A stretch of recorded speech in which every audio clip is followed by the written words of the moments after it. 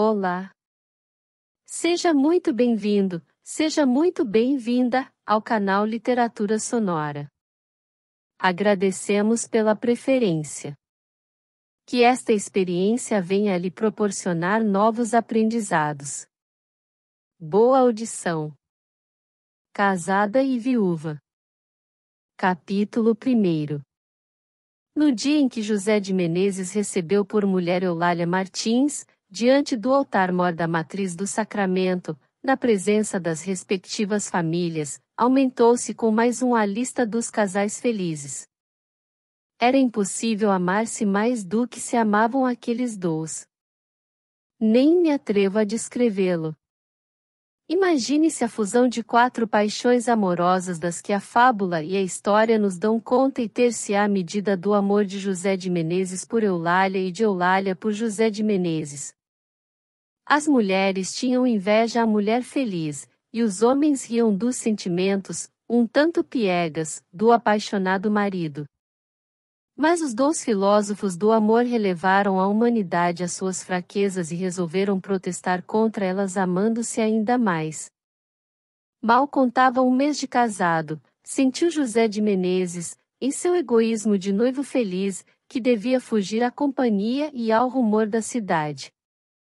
Foi procurar uma chácara na Tijuca, e lá se encafuou com Eulália. Ali viam correr os dias no mais perfeito descuido, respirando as auras puras da montanha, sem inveja dos maiores potentados da terra. Um ou outro escolhido conseguia às vezes penetrar no santuário em que os dois viviam, e de cada vez que de lá saía vinha com a convicção mais profunda de que a felicidade não podia estar em outra parte senão no amor.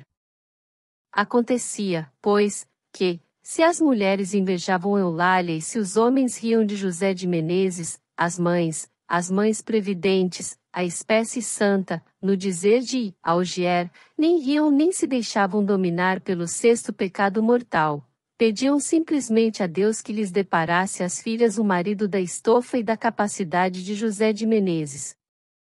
Mas cumpre dizer, para inspirar amor a maridos tais como José de Menezes, era preciso mulheres tais como Eulália Martins. Eulália em alma e corpo era o que há de mais puro unido ao que há de mais belo. Tanto era um milagre de beleza carnal, como era um prodígio de doçura, de elevação e de sinceridade de sentimentos. E, sejamos francos, tanta coisa junta não se encontra a cada passo. Nenhuma nuvem sombreava o céu azul da existência do casal Menezes. Minto, de vez em quando, uma vez por semana apenas, e isto só depois de 5 meses de casados, Eulália derramava algumas lágrimas de impaciência por se demorar mais do que costumava o amante José de Menezes. Mas não passava isso de uma chuva de primavera, que, mal assomava o sol à porta, cessava para deixar aparecer as flores do sorriso e a verdura do amor. A explicação do marido já vinha sobre posse, mas ele não deixava de dá-la apesar dos protestos de Eulália. Era sempre excesso de trabalho que pedia a presença dele na cidade até uma parte da noite. Ano e meio viveram assim os dois, ignorados do resto do mundo, ébrios da felicidade e da solidão. A família tinha aumentado com uma filha no fim de 10 meses. Todos que são pais sabem o que é esta felicidade suprema. Aqueles quase enlouqueceram. A criança era um mimo de graça angélica. Menezes via nela o riso de Eulália, Eulália achava que os olhos eram os de Menezes. E neste combate de galanteios passavam as horas e os dias. Ora, uma noite, como o luar estivesse claro e a noite, fresquíssima, os dois, marido e mulher, deixaram a casa, onde a pequena ficará adormecida, e foram conversar junto ao portão, sentados em cadeiras de ferro e debaixo de uma viçosa latada, subtegmine fagi.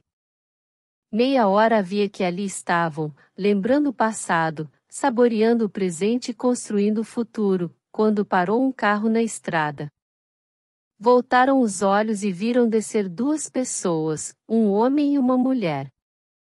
Há de ser aqui, disse o homem olhando para a chácara de Menezes. Neste momento o luar deu em cheio no rosto da mulher. Eulália exclamou: "É Cristiana!" E correu para a recém-chegada. Os dois novos personagens eram o Capitão Nogueira e Cristina Nogueira, mulher do capitão. O encontro foi o mais cordial do mundo. Nogueira era já amigo de José de Menezes, cujo pai fora colega dele na escola militar, andando ambos a estudar engenharia. Isto quer dizer que Nogueira era já homem dos seus 46 anos. Cristiana era uma moça de 25 anos, robusta, corada, uma dessas belezas da terra, muito apreciáveis, mesmo para quem goza uma das belezas do céu, como acontecia a José de Menezes. Vinham de Minas, onde se haviam casado. Nogueira, 5 meses antes, saíra para aquela província a serviço do Estado e ali encontrou Cristiana, por quem se apaixonou e a quem soube inspirar uma estima respeitosa. Se eu dissesse amor, mentia, e eu tenho por timbre contar as coisas como as coisas são. Cristiana, órfã de pai e mãe, vivia na companhia de um tio, homem velho e impertinente, achacado de 2 moléstias gravíssimas, um reumatismo crônico e uma saudade do regime colonial. Devo explicar esta última enfermidade. Ele não sentia que o Brasil se tivesse feito independente, sentia que, fazendo-se independente, não tivesse conservado a forma de governo absoluto. Gorou o ovo, dizia ele, logo depois de adotada a Constituição. E, protestando interiormente contra o que se fizera, retirou-se para Minas Gerais, donde nunca mais saiu. A esta ligeira notícia do tio de Cristiana acrescentarei que era rico como um Potosí e avarento como Harpago.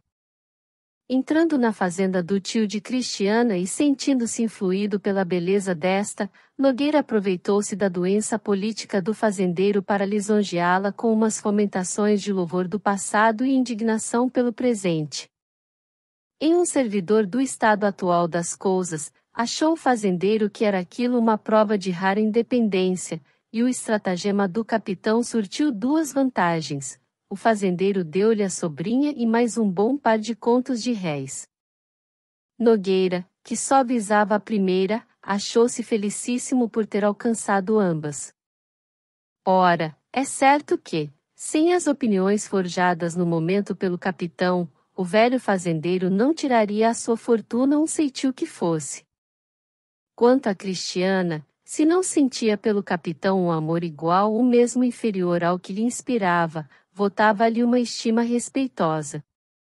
E o hábito, desde Aristóteles todos reconhecem isto, e o hábito, aumentando a estima de Cristiana, dava à vida doméstica do capitão Nogueira uma paz, uma tranquilidade, um gozo brando, digno de tanta inveja como era o amor sempre violento do casal Menezes.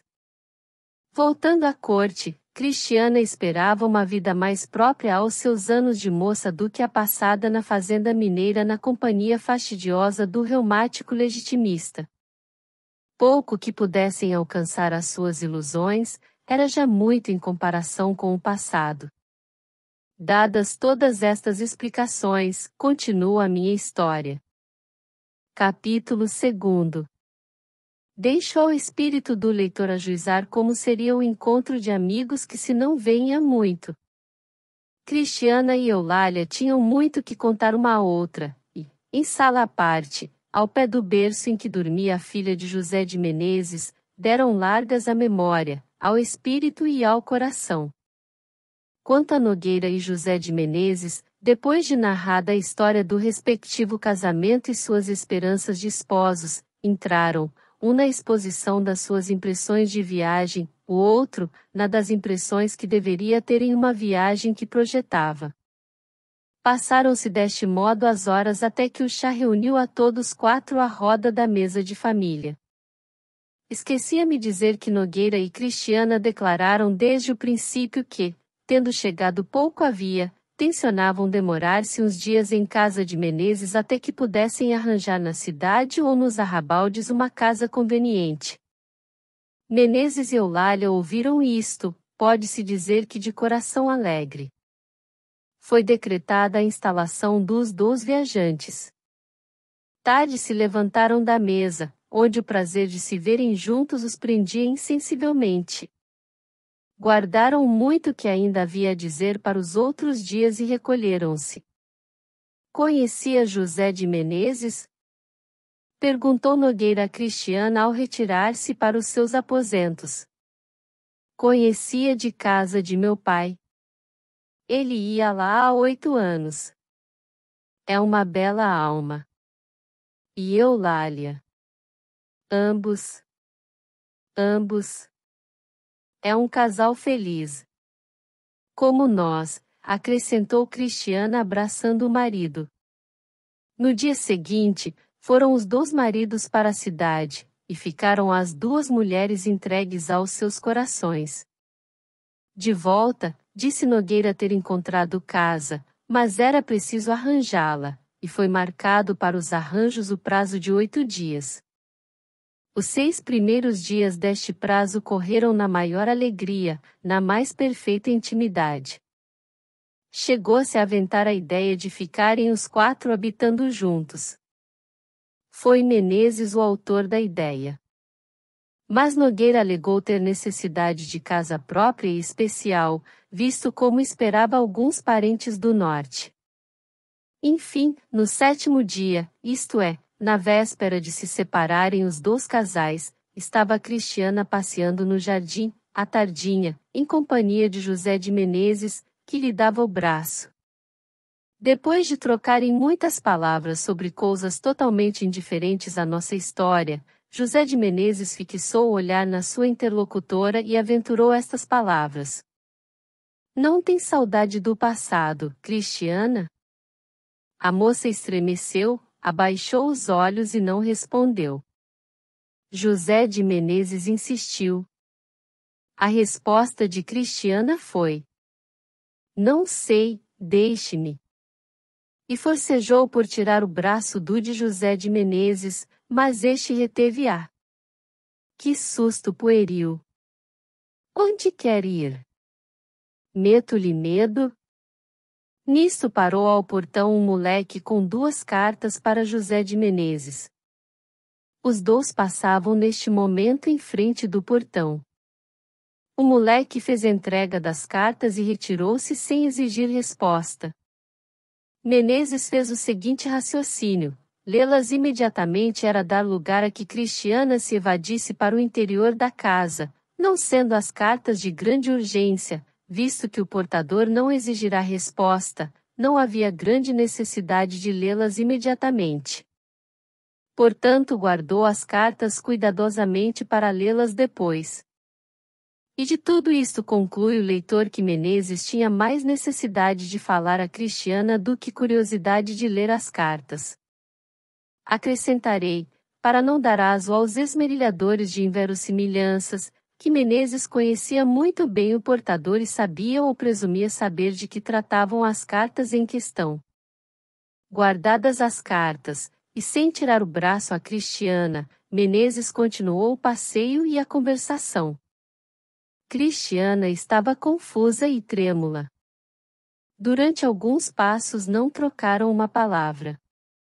Finalmente, Menezes rompeu o silêncio perguntando a Cristiana. Então, que me responde? Nada, murmurou a moça. Nada, exclamou Menezes. Nada. Era então esse o amor que me tinha? Cristiana levantou os olhos espantados para Menezes. Depois, procurando de novo tirar o braço de Menezes, murmurou. Perdão, devo recolher-me. Menezes reteve-a de novo. Ouça-me primeiro, disse. Não lhe quero fazer mal algum. Se me não ama, pode dizê-lo, não me zangarei, receberei essa confissão como o castigo do passo que dei, casando minha alma que se não achava solteira. Que estranha linguagem é essa? Disse a moça. Aqui vem essa recordação de uma curta fase da nossa vida, de um puro brinco da adolescência. Fala de coração? Pois, como seria? Ah! Não me faça crer que é um perjúrio. Perjúrio. A moça sorriu-se com desdém. Depois continuou. Perjúrio é isto que faz. Perjúrio é trazer enganada a mais casta e a mais digna das mulheres, a mais digna, ouve? Mais digna do que eu, que ainda o ouço e lhe respondo. E dizendo isto, Cristiana tentou fugir. Onde vai? Perguntou Menezes. Não vê que está agitada? Poderia fazer nascer suspeitas. Demais, pouco tenho a dizer-lhe. É uma despedida. Nada mais, em nenhuma ocasião, ouvirá de minha boca. Supunha que através dos tempos e das adversidades tivesse conservado pura e inteira a lembrança de um passado que nos fez felizes. Vejo que me enganei. Nenhum dos caracteres superiores que eu enxergava em seu coração tinha existência real, eram simples criações do meu espírito demasiado crédulo. Hoje que se desfaz o encanto, e que eu posso ver toda a enormidade da fraqueza humana, deixe-me dizer-lhe, perdeu um coração e uma existência que não merecia. Saio-me com honra de um combate em que não havia igualdade de forças. Saio puro. E se no meio do desgosto em que me fica a alma, é-me lícito trazê-la à lembrança, será como um sonho esvaecido, sem objeto real na terra. Estas palavras foram ditas em um tom sentimental e como que estudado para a ocasião. Cristiana estava aturdida. Lembrava-se que em vida de seu pai, tinha ela 15 anos, houvera entre ela e José de Menezes um desses namoros de criança, sem consequência, em que o coração empenha-se menos que a fantasia. Com que direito vinha hoje Menezes reivindicar um passado cuja lembrança, se alguma havia, era indiferente e sem alcance? Estas reflexões pesaram no espírito de Cristiana. A moça expô-las em algumas palavras cortadas pela agitação em que se achava, e pelas interrupções dramáticas de Menezes. Depois, como aparecesse Eulália à porta da casa, a conversa foi interrompida. A presença de Eulália foi um alívio para o espírito de Cristiana. Mal a viu, correu para ela, e convidou-a a passear pelo jardim, antes que anoitecesse. Se Eulália pudesse nunca suspeitar da fidelidade de seu marido, veria na agitação de Cristiana um motivo para indagações e atribulações. Mas a alma da moça era límpida e confiante, dessa confiança e limpidez que só dá o verdadeiro amor. Deram as duas o braço, e dirigiram-se para uma alameda de casuarinas, situada na parte oposta àquela em que ficará passeando José de Menezes. Este, perfeitamente senhor de si, continuou a passear como que entregue às suas reflexões. Seus passos, em aparência vagos e distraídos, procuravam a direção da alameda em que andavam as duas. Depois de poucos minutos encontrarão-se como que por acaso. Menezes, que ia de cabeça baixa, simulou um ligeiro espanto e parou. As duas pararam igualmente. Cristiana tinha a cara voltada para o lado.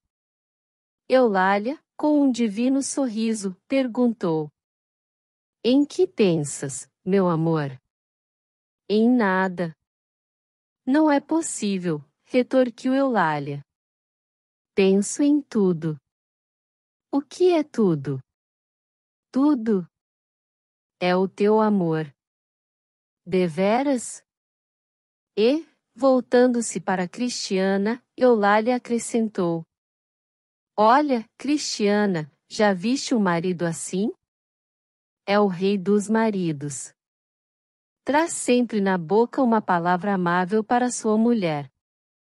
É assim que deve ser. Não esqueça nunca estes bons costumes, ouviu?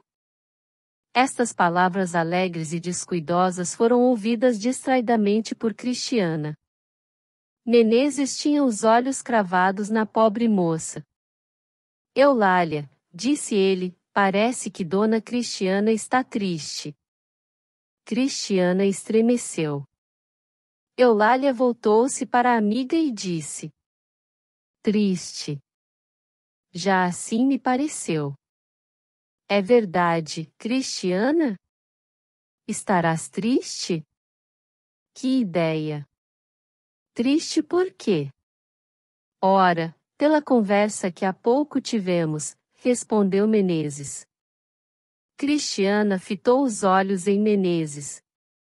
Não podia compreendê-lo e não adivinhava onde queria ir o marido de Eulália. Menezes, com o maior sangue frio, acudiu à interrogação muda que as duas pareciam fazer. Eu contei a Dona Cristiana o assunto da única novela que li em minha vida. Era um livro interessantíssimo. O assunto é simples, mas comovente. É uma série de torturas morais porque passa uma moça a quem esqueceu juramentos feitos na mocidade. Na vida real este fato é uma coisa mais que comum, mas tratado pelo romancista toma um tal caráter que chega a assustar o espírito mais refratário às impressões. A análise das atribulações da ingrata é feita por mão de mestre. O fim do romance é mais fraco. Há uma situação forçada, uma carta que aparece, umas coisas, enfim, o melhor é o estudo profundo e demorado da alma da formosa perjura. Dona Cristiana é muito impressível. Oh! Meu Deus! Exclamou Eulália. Só por isto? Cristiana estava ofegante. Eulália, assustada por vê-la em tal estado, convidou-a a recolher-se. Menezes apressou-se a dar-lhe o braço e dirigiram-se os três para a casa. Eulália entrou antes dos dois. Antes de pôr pé no primeiro degrau da escada de pedra que dava acesso à casa, Cristiana disse a Menezes, em voz baixa e concentrada: É um bárbaro. Entraram todos. Era já noite. Cristiana reparou que a situação era falsa e tratou de desfazer os cuidados, ou porventura as más impressões que tivessem ficado a Eulália depois do desconchavo de Menezes. Foi a ela, com um sorriso nos lábios. Pois, deveras, disse ela, acreditaste que eu ficasse magoada com a história? Foi uma impressão que passou. Eulália não respondeu. Este silêncio não agradou nem a Cristiana, nem a Menezes.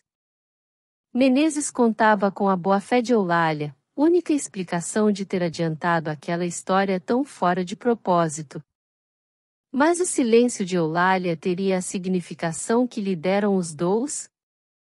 Parecia ter, mas não tinha. Eulália achou estranhas a história e a comoção de Cristiana, mas, entre todas as explicações que lhe ocorressem, a infidelidade de Menezes seria a última, e ela nem passou da primeira. Sancta simplicitas. A conversa continuou fria e indiferente até a chegada de Nogueira. Seriam então 9 horas. Serviu-se o chá, depois do que, todos se recolheram. Na manhã seguinte, como disse acima, deviam partir Nogueira e Cristiana. A despedida foi como é sempre a despedida de pessoas que se estimam. Cristiana fez os esforços maiores para que no espírito de Eulália não surgisse o menor desgosto, e Eulália, que não usava mal não cuidou na história da noite anterior. Despediram-se todos com promessa jurada de se visitarem a miúdo. Capítulo 3. Passaram-se 15 dias depois das cenas que narrei acima. Durante esse tempo nenhum dos personagens que nos ocupam tiveram ocasião de se falarem. Não obstante pensavam muito uns nos outros, por saudade sincera, por temor do futuro e por frio cálculo de egoísmo, cada qual pensando segundo seus sentimentos. Cristiana refletia profundamente sobre a sua situação. A cena do jardim era para ela um prenúncio de infelicidades, cujo alcance não podia avaliar, mas que lhe pareciam inevitáveis. Entretanto, que tinha ela no passado? Um simples amor de criança, desses amores passageiros e sem consequência. Nada dava direito a Menezes para reivindicar juramentos firmados por corações extremamente juvenis, sem consciência da gravidade das coisas. E demais, o casamento de ambos não invalidara esse passado invocado agora? Refletindo deste modo, Cristiana era levada às últimas consequências. Ela estabelecia em seu espírito o seguinte dilema: ou a reivindicação do passado feita por Menezes era sincera ou não. No primeiro caso era a paixão concentrada que fazia irrupção no fim de tanto tempo, e Deus sabe onde poderiam ir os seus efeitos. No segundo caso, era um simples cálculo de abjeta lascívia, mas então, se mudará a natureza dos sentimentos do marido de Eulália, não mudava a situação nem desapareciam as apreensões do futuro. Era preciso ter a alma profundamente mirrada para iludir daquele modo uma mulher virtuosa tentando contra a virtude de outra mulher. Em honra de Cristiana devo acrescentar que os seus temores eram menos por ela que por Eulália. Estando segura de si, o que ela temia era que a felicidade de Eulália se anuviasse, e a pobre moça viesse a perder aquela paz do coração que a fazia invejada de todos. Apreciando estes fatos à luz da razão prática, se julgarmos legítimos os temores de Cristiana, julgaremos exageradas as proporções que ela dava ao ato de Menezes.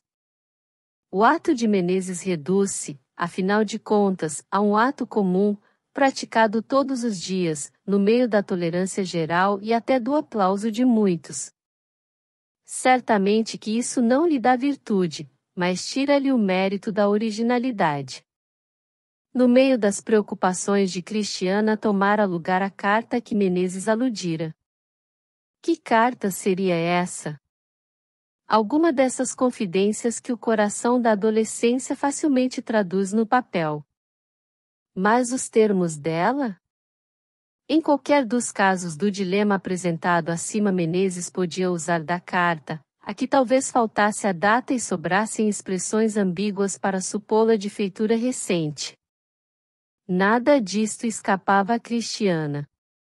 E contudo isto entristecia. Nogueira reparou na mudança que apresentava sua mulher e interrogou-a carinhosamente. Cristiana nada lhe quis confiar, porque uma leve esperança lhe fazia crer às vezes que a consciência de sua honra teria por prêmio a tranquilidade e a felicidade. Mas o marido, não alcançando nada e vendo-a continuar na mesma tristeza, entristecia-se também e desesperava. Que podia desejar Cristiana? Pensava ele. Na incerteza e na angústia da situação lembrou-se de ir ter com Eulália para que esta o informasse, ou, como mulher, alcançasse de Cristiana o segredo das suas concentradas mágoas. Eulália marcou o dia em que iria à casa de Nogueira, e este saiu da chácara da Tijuca animado por algumas esperanças. Ora, nesse dia apresentou-se pela primeira vez em casa de Cristiana o exemplar José de Menezes. Apareceu como a estátua do comendador. A pobre moça, ao vê-lo, ficou aterrada. Estava só. Não sabia que dizer quando à porta da sala assomou a figura mansa e pacífica de Menezes. Nem se levantou. Olhou fixamente e esperou. Menezes parou à porta e disse com um sorriso nos lábios: "Dá licença?"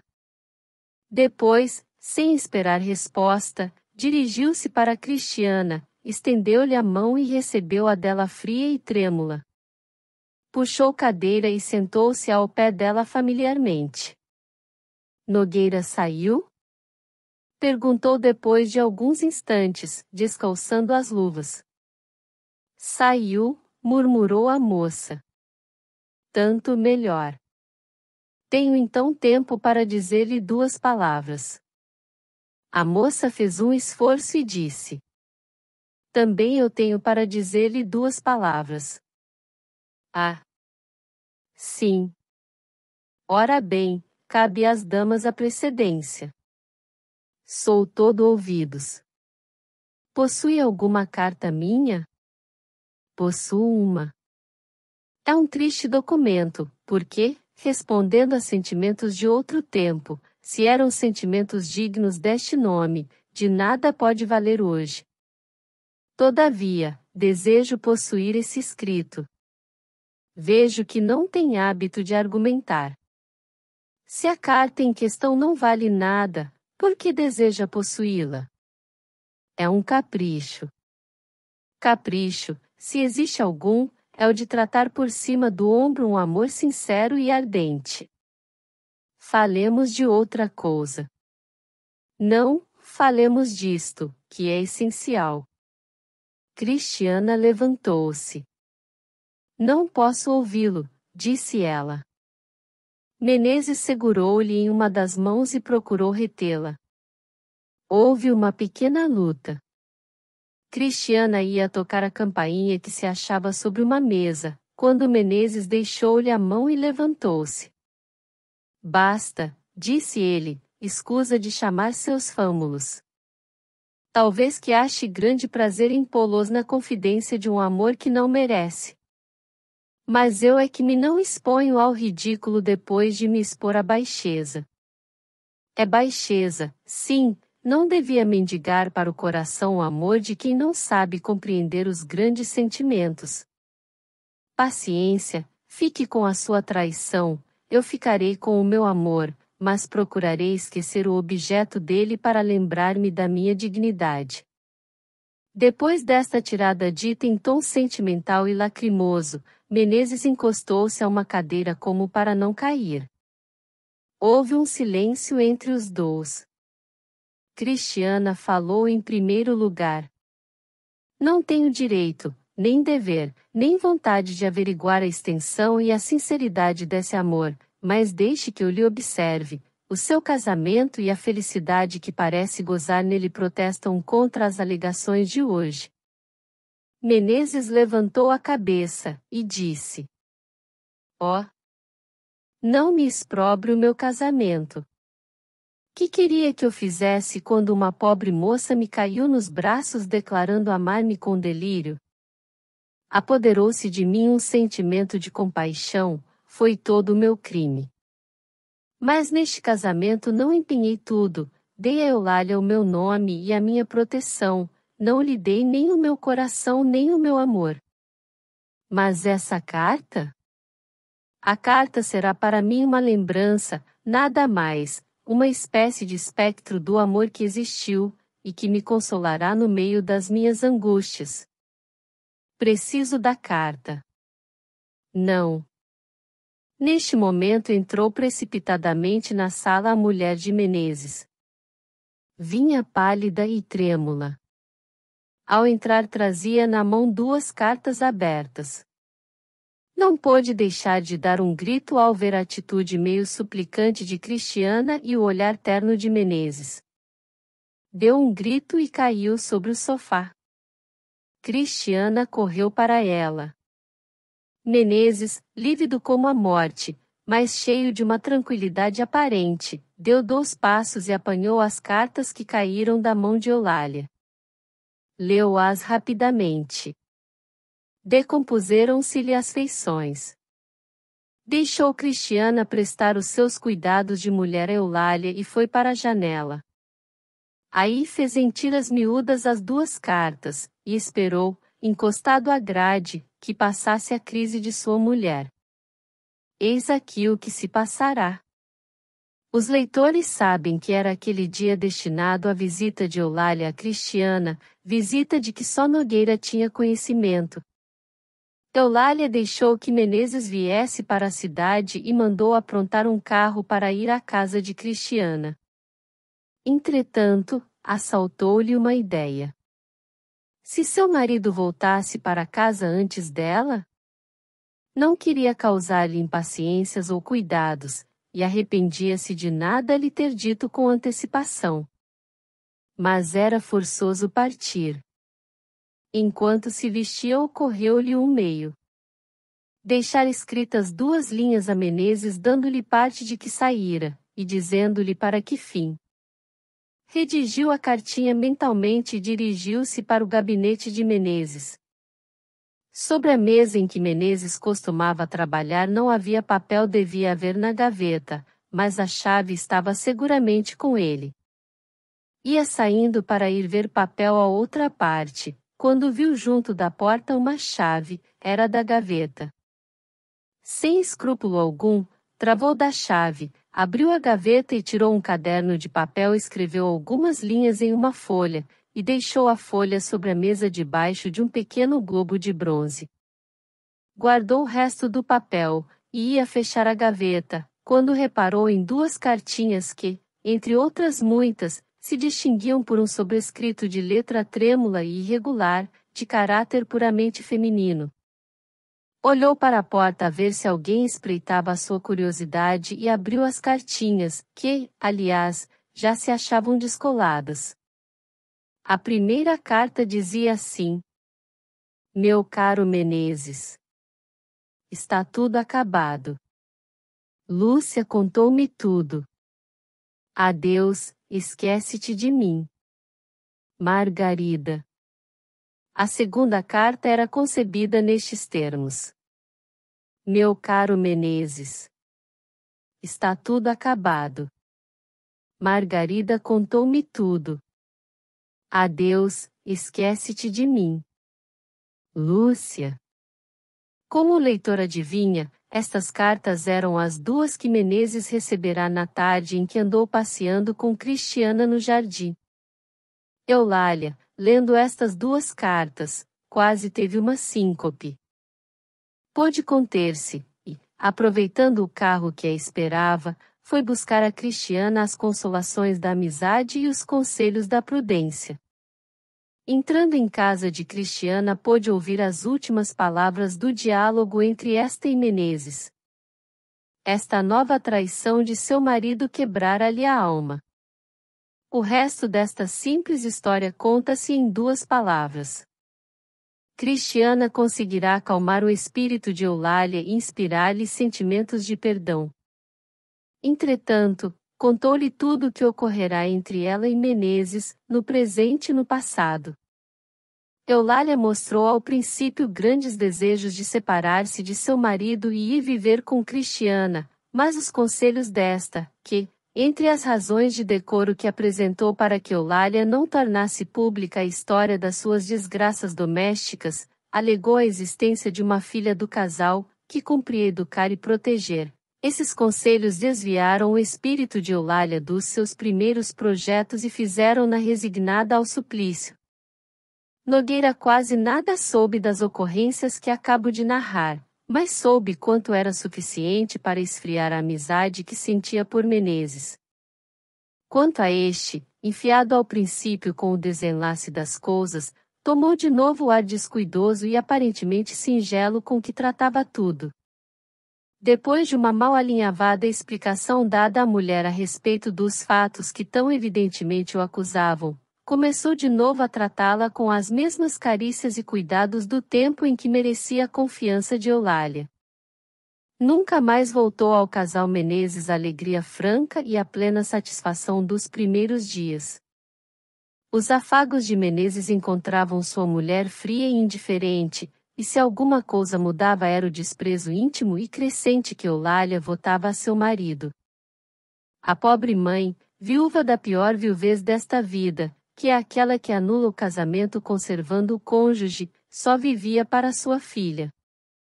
Dizer como acabaram ou como vão acabando as coisas não entra no plano deste escrito, o desenlace ainda é mais vulgar que o corpo da ação.